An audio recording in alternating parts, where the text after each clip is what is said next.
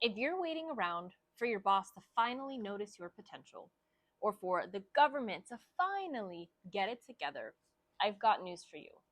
No one is coming. And this is actually the best news that you'll hear today. Why? Because it means that you can actually stop waiting. You have everything that you need to start taking control of your life right now. So today, I'm talking to the people that are done playing small, are done making excuses, and are ready to get in the driver's seat of their life. Because spinning your wheels, blaming everyone else around you for not having the things that you want, is really just a cop out. So if that's you today, let's get right to it. All right, one of my last videos that I posted, I talked about my breakdown that I had about 7-8 years ago and how I overcame that. So today I'm going to share with you one tip on what you can do to actually take control of your life. Look, it's super normal to feel like we don't have any control and things are just going on around us and we don't have any input or any say, but that's actually not true. So the more we listen to the news or we just gossip and talk with friends and stay in that downward spiral of, oh my gosh, the world is a terrible place, everything is falling apart, the more we'll find examples and evidence to support that, and the more we'll stay stuck. So instead, we always, no matter what, and the most successful people in the world know this, is you have to shift gears. You have to get out of that mindset and reframe it to what you can control. So what I always like to say is, look, you may be feeling miserable because I know what that feels like. I know what it feels like to be frustrated, burnt out, want to do something different, but have self-doubt and lack a little bit of confidence. I get it. And that's all super valid, but you can't stay there because it'll keep you miserable. So look, I'm not encouraging you to quit your job because that might not be what you want to do. Maybe you really like your job, but it just stresses you out. Today's tip is going to be to get in alignment with what you actually want. And it's a loaded question because people don't always know what they want. We never stop to actually think about what we want. So the tip I have for you today, the principle that all of my clients use, both in one-on-one coaching and with the teams and leaders that I work with, is this. We're going to decide what you don't want.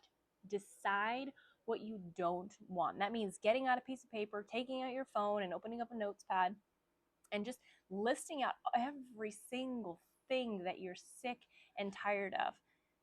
You have to really tap into that emotion of what it is that you're sick and tired of. We have to call on the pain and lean into the pain to really give you those indicators. For me, for example, when I had my breakdown and I got really clear and stopped blaming all of my bosses and all of my coworkers and even my family and friends, what I realized was that if I had to pick one thing out of everything I'd listed that I was sick and tired of dealing with, that stressed me out the most, at the time, it happened to be just my student loans. My student loan debt was ridiculous. And so I decided at that point that I was sick and tired of having that hang over my head. I didn't want that anymore. So what did that mean? Well, I'm going to become debt free. And then everything fell into place from there. And it took 18 months, but my husband and I were able to pay off $78,000 in debt. We moved on to be able to buy a second home, the vehicles that we really wanted to drive. And it all spurred from just calming down for a second and really focusing and leaning in on what was it that I didn't want anymore. I didn't want the stress of dealing with feeling like I was just working to pay off a student loan. So how could I get that up from under me, right? Targeted approach. Listen, you have everything that you need inside of you. I'm telling you right now. We can look at studies and we can look at research that tells us people are overwhelmed and burnt out and overworked. But at the end of the day, it's going to be about what you do, how you show up, how you respond to things, and how you grow and develop to maybe get a new job if that's what you want to do for whatever reason, or whatever it is that you need to do. But you have to be able to move in the right direction and not just be all over the place. And we start to feel overwhelmed, stressed, self-doubt, lack of confidence, all of those things when we feel like there's just everything is up in the air and all these plates are spinning and we just don't know what to do. So get clear.